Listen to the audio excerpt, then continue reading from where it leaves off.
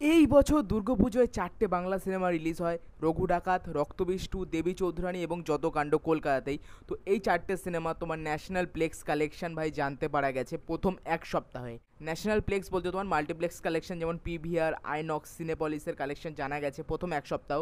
যেমন রঘু ডাকাতের 25 তারিখ থেকে 2 তারিখ, এবং দেবী চৌধুরানী এবং যত কাণ্ড কলকাতাতেই ক্ষেত্রে 26 তারিখ থেকে 3 তারিখের কালেকশন জানা গেছে।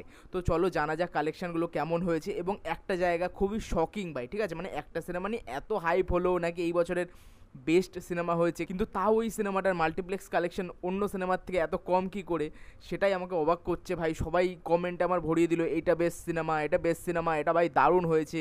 ভাই এরকম ফলাফল হবে আমি বুঝতে পারছি না কেন এরকম হলো।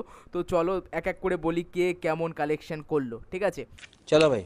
তো প্রথমত যদি আমি আসি রক্তবীষ্টু এর ক্ষেত্রে, ঠিক আছে, রক্তবীষ্টু প্রথম নিজের এক সপ্তাহতে 1,41,00,000 টাকা ইনকাম করেছে, ঠিক আছে। এটা আমি যেখান থেকে জানতে পেরেছি সেখান থেকে আমার বলা, এবং কিছুক্ষণ আগে উইন্ডোজ নিজে শেয়ার করেছে সে 25 তারিখ থেকে 2 তারিখের মধ্যে টোটাল কালেকশন করেছে 1,50,00,000 টাকা, ঠিক আছে। মানে তারা কিছুটা হয়তো বাড়িয়ে বলতেও পারে, ঠিক আছে, কিন্তু ওভারঅল ধরতে পারো 1,40,00,000 থেকে 1,50,00,000 মধ্যে তারা এক সপ্তাহে কামিয়েছে মাল্টিপ্লেক্স থেকে। এরপরে যদি আসা যায় ভাই রঘু ডাকাতের থেকে, ঠিক আছে, এবং তোমরা সবাই জানোই ভাই রঘু ডাকাত সব থেকে এগিয়ে থাকবে, এবং এটাই সত্যি।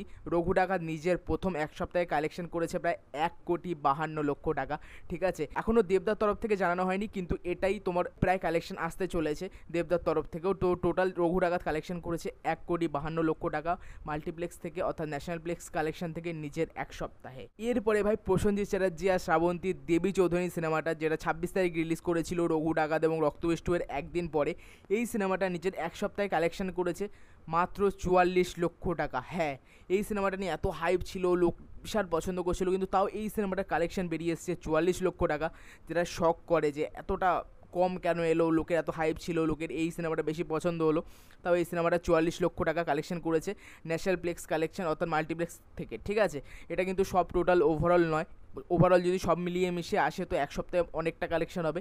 এটা শুধু তোমার ন্যাশনাল প্লেক্স কালেকশন বলছি আমি, ঠিক আছে। তো দেবী চৌধুরানী নিজের এক সপ্তাহ 26 থেকে 3 তারিখের মধ্যে টোটাল কালেকশন করেছে 44,00,000 টাকা। এরপরে ভাই শকিং, যেটা আমাকে খুব শক করলো, যত কাণ্ড কলকাতাতেই নিজের প্রথম সপ্তাহে 66 লাখ কালেকশন করেছে ভাই, 66 লাখ, ঠিক আছে।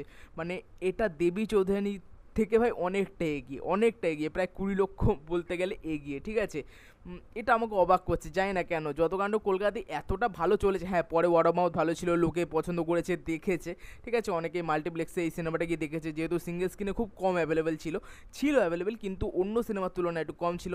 তো মাল্টিপ্লেক্সে ভাই কালেকশন এটা 66 লক্ষ টাকা প্রায়, ঠিক আছে ভাই, দেবী চৌধুরীর থেকে এগিয়ে, এটা আমাকে অবাক করলো, ঠিক আছে। তো এরপর দেখা যাক ওভারঅল সব সিনেমা হল মিলিয়ে কেমন কালেকশন আসে। তো এইটুকুই জানতে পারা গেল টলিউড বক্স অফিসের থেকে আমার ওখানে কালেক্ট করা, ঠিক আছে, ওখানে আমি দেখতে পেলাম। এবং রক্তবীষ্টু এর অফিসিয়ালি শেয়ার করেছে উইন্ডোজ।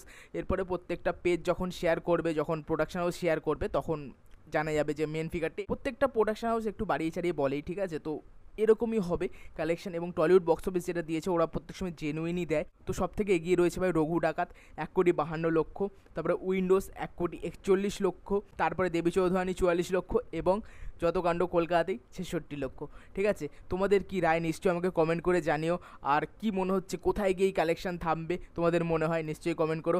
আর ভিডিওটা ভালো লাগলে লাইক করো, কমেন্ট করো, আর চ্যানেলটাকে অবশ্যই সাবস্ক্রাইব করে দিও এরকম নিউজ, আপডেট, রিভিউস এবং রিয়াকশনের জন্য। টাটা। नहीं